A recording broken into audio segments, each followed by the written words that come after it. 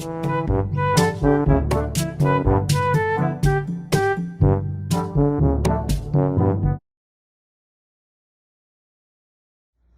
of my favorite memories of touring with Sublime, man, was the tour of '05.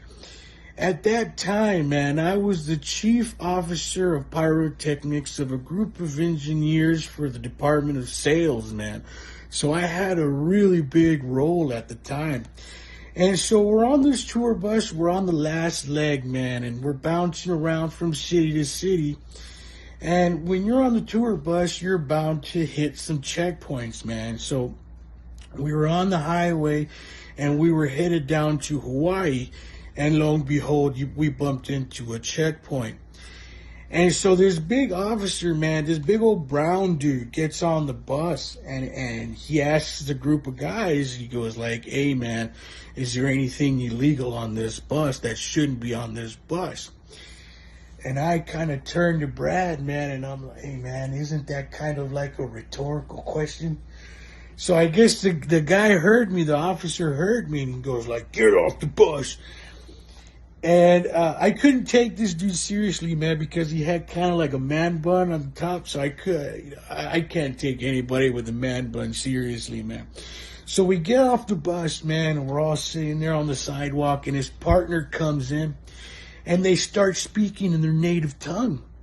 Now, we grew up in L.A., and when you grow up in L.A., you're bound to catch on to a little bit of Spanish or two.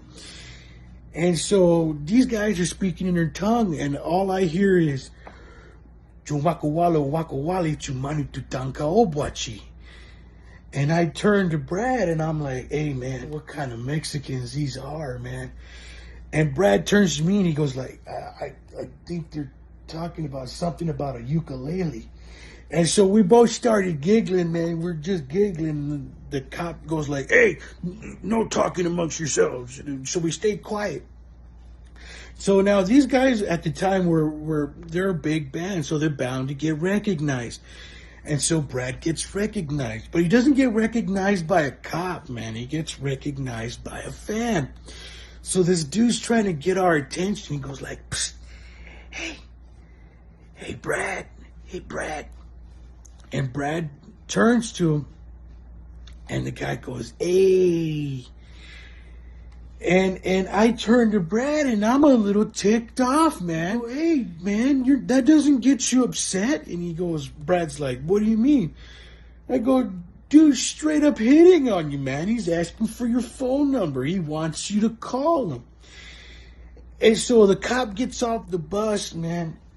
He goes like, all right, guys, we didn't find anything on the bus. You guys are free to go. So we get back on the bus and we start heading down the highway to Hawaii. And so Brad he turns to the group of guys and he goes like, hey, man, I'm surprised they didn't find anything on this bus. And I was like, that's because I had everything on me, man. He goes, what do you mean? They searched you. They checked your pockets, man. They patted you down. And I go, there was one pocket that they didn't search, man. They didn't search my nature's pocket, man. That shit was deep inside. And so we're just laughing, man, going down the road. And the skunky stuff just got a little bit skunkier after that. But that was one of my favorite memories, one of my greater accomplishments of being on that tour, man. Yeah, that's cool, Beto. But Brad Knoll died in '96, bro. So there you go.